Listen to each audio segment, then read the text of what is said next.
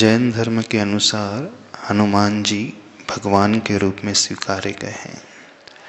निर्यापक मुनिश्री वीरसागर जी महाराज के समक्ष एक भक्त ने अपना एक प्रश्न रखते हुए पूछा कि जैन साधर्मियों का हनुमान जी की पूजा करना कितना उचित है।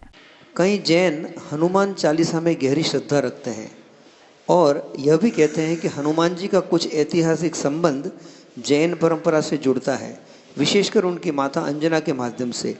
मन में जिज्ञासा है कि जैन दृष्टि से हनुमान जी का क्या महत्व माना गया है। क्या उनके कुछ गुण जैसे सेवा, साहस, त्याग और विनम्रता जैन धर्म के आदर्शों से मेल खाते हैं? गुरुवर कृपया इस विषय पर स्पष्ट मार्गदर्शन देवे ताकि मन में कोई भ्रम ना रहे। भक्तों के सवाल का जवाब देते हुए निर्यापक मुनिश्री वीरसागर जी महाराज ने कहा कि हनुमान जी को जैन धर्म में भगवान की ही संज्ञा दी गई है। हनुमान जी भगवान के रूप में स्वीकारे गए हैं। वे बहुत बड़े महापुरुष थे। जन्म से ही जिनका शरीर वज्र की भांति था। जब जन्म हुआ तो उनका शरीर ऊपर से नीचे पत्थर की शिला पर गिरा। उनके शरीर को कुछ नहीं हुआ, लेकिन वह शिला जो है चूर चूर हो गई। उसे देख करके उनका नामकरण किया गया वज्र अंग।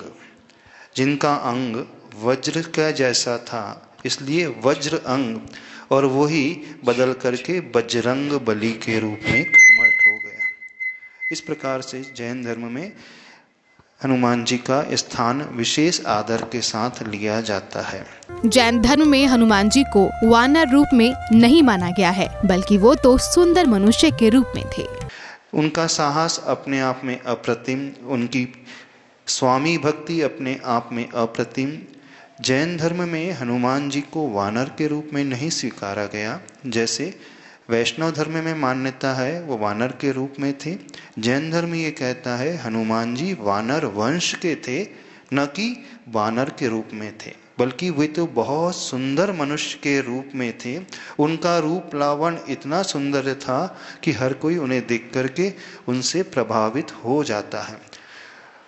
अब देखना, एक विशेष बात आप सबसे पूछना चाहते हैं। जब वहाँ वानर की कल्पना की गई है तो पुरुषों को तो वानर के रूप में दिखाया गया, लेकिन स्त्रियों को मनुष्य के रूप में दिखाया गया। अब ये प्रश्न समझ में नहीं आता है। पुरुष वानर हैं और स्त्रियां जो है मनुष्य के रूप में कैसे? तो फिर स्त्रियां भी वानरी के रूप में दिखाना चाहिए था।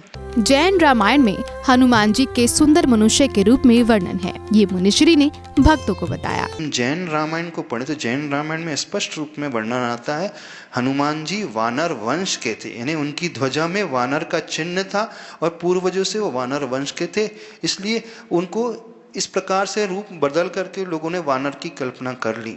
ऐसे ही रावण के बारे में आया, रावण राक्षस के रूप में नहीं थे, वो राक्षस वंश के थे। उनके 10 मुख नहीं थे, 10 मुख 10 व्यक्तियों जैसी बुद्धि उनकी थी, अथवा जन्म से उनके गले में नवरत्न का हार डाला गया तो उसमें 9 बिंबों की छवि आकृति उभर करके आ गई और एक 10वां उनका रूप इस अपेक्षा से हो गया। महावीर भगवान के गुणों के साथ हनुमान जी के अवतरण का वर्णन जैन रामायण में है, ये भी मुनिवर ने स्पष्ट किया। जैन धर्म के अनुसार हनुमान जी बिल्कुल वैसे हुए जैसे दिगंबर मुनि महाराज, जैसे महावीर भगवान दीक्षित हुए, दिगंबर रूप लेकर के साधना की, तपस्या की और कैवल्य को पद को पाया, सर्वज्ञ बने, केवल ज्ञान पाया और मुक्ति प्राप्त की। हनुमान जी ने भी बिल्कुल वैसे ही दिगंबर दीक्षा लेकर के केवल ज्ञान प्राप्त किया, मुक्ति प्राप्त की और वह सिद्धशिला में बैठे हुए हैं। अब प्रश्न उठता है तो जैन श्रावक हनुमान जी की भक्ति कैसे करें? यदि आप मांगी तुंगी क्षेत्र गए हैं तो मांगी तुंगी क्षेत्र से हनुमान जी ने मुक्ति पाई है। अब उनकी भक्ति कैसे करें? तो उनकी भक्ति का उपाय है जैसे वह महावीर भगवान की भक्ति करता है, पूजा करता है, जैसे महावीर भगवान की स्तुति स्तोत्र पढ़ता है, ऐसे ही वह वीतरागी हनुमान भगवान की भक्ति कर सकता है, उसमें कोई दोष नहीं। लेकिन वह कल्पना कैसी करेगा? जैसे वीतरागी महावीर प्रभु हैं वैसे ही वे हनुमान जी भी हैं। मुनिवर ने सभी जैन साधर्मियों को प्रेरणा दी कि अगर हनुमान जी में श्रद्धा आती है तो जैन पद्धति से पूजन करने में कोई दोष नहीं है। अब ये जैन धर्म की मान्यता है। अब वैष्णव धर्म की मान्यता एकदम भिन्न है। तो हम जैन श्रावकों से कहना चाहते हैं जब भी आपकी श्रद्धा उत्पन्न हो तो उसमें वीतरागता का ही दर्शन किया करें, और जैसी जैन विजनवाणी में पूजा विधि बताई गई है, स्तुति विधि बताई है, उसके अनुसार वह पाठ करे तो उससे वो लाभ मिलेगा।